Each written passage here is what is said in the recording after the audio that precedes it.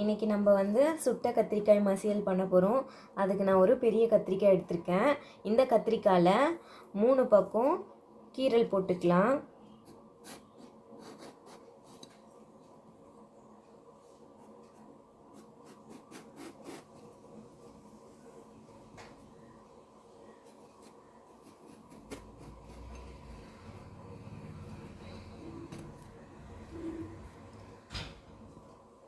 நான் 4 பக்கம் போட்டுக்கிறேன். இதில் ஒரு பக்கத்தில் இப்படி விரித்து அது உள்ள ஒரு பச்சை மிளகாய் வச்சுக்கலாம். இன்னொரு பக்கத்தில் ஒரு 2-3 பல் பூண்டு வச்சுக்கலாம்.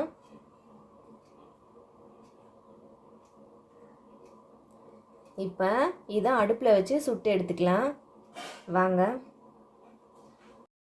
அடுப்பு பற்ற வச்சாச்சு. அதில் ஒரு grill இது வச்சுட்டு அது மேலே நம்ம இந்த கத்திரிக்காயை வச்சுக்கலாம். கத்திரிக்காய் கூடவே ஒரு பெரிய தக்காளியும் வச்சுருக்கேன். இதுவும் சேர்ந்து சுடட்டும்.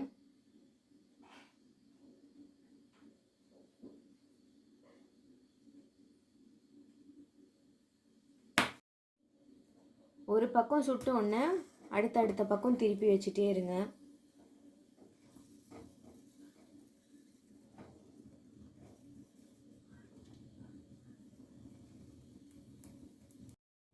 ஓகே, எல்லா பக்கமும் இப்படி திருப்பி விடுங்க. நல்லா சுடட்டும். அடி பக்கத்துலேயும் நல்லா சுடட்டும். ஓகே, இப்போ தக்காளி சுட்டு வச்சு அதை எடுத்து தனியாக வச்சிடலாம்.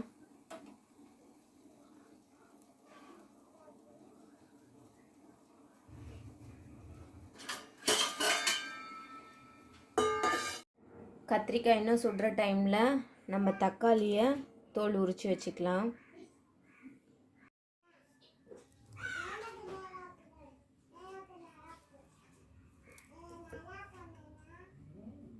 ஓகே, தக்காளியை நல்லா தோல் உரிச்சிட்டு ஒரு ஃபோர்க் வச்சு நல்லா ஸ்மாஷ் பண்ணி எடுத்துக்கிட்டேன். இது ஒரு பக்கம் இருக்கட்டும். கத்திரிக்காயும் நல்லா சாஃப்டாக வெந்துருச்சு. இதையும் எடுத்து தோல் உரித்து ஸ்மாஷ் பண்ணி எடுத்துக்கலாம்.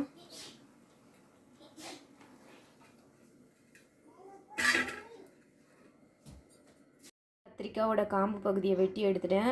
இப்போ இது மேலே இருக்க தோலெல்லாம் உரித்து எடுத்துடலாம்.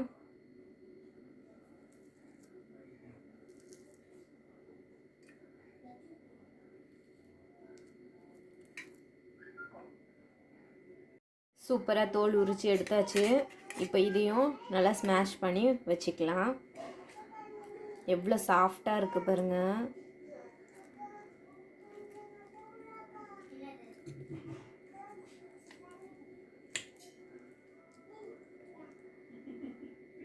நல்லா ஸ்மாஷ் பண்ணி வச்சாச்சு. இப்போ அது எப்படி செய்கிறதுன்னு பார்க்கலாம் வாங்க. கடாய் வச்சுக்கலாம். கடாய் காஞ்சதும் கொஞ்சம் எண்ணெய் ஊற்றிக்கலாம்.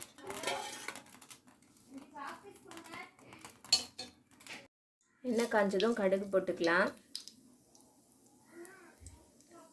ஒரு பெரிய வெங்காயம் கட் பண்ணி வச்சுருக்கேன். கடுகு பொரிஞ்சதும் அதை சேர்த்துக்கலாம்.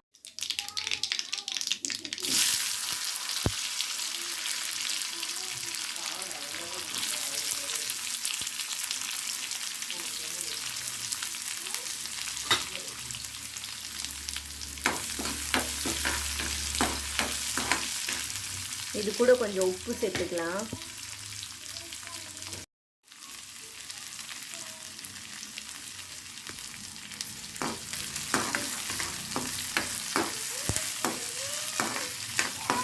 வெங்காயம் கொஞ்சம் வதங்கிடுச்சு. இப்போ இதில் ஒரு ஸ்பூன் இஞ்சி பூண்டு பேஸ்ட்டு சேர்த்துக்கலாம்.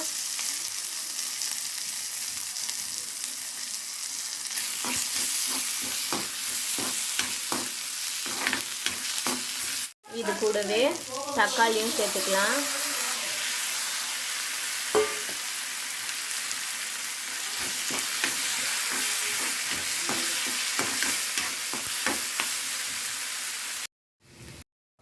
இப்போ இது கூட 1/2 ஸ்பூன் மிளகாத்தூள், வெறும் மிளகாத்தூள், 1/2 ஸ்பூன் தனியாத்தூள், ஒரு அரை ஸ்பூன் கரம் மசாலா,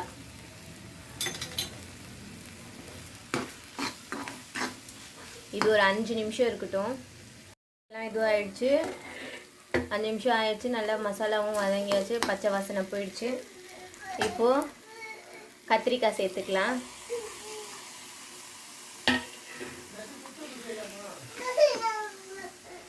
கத்திரிக்காயும் சேர்த்து நல்லா கலரி விட்டாச்சு.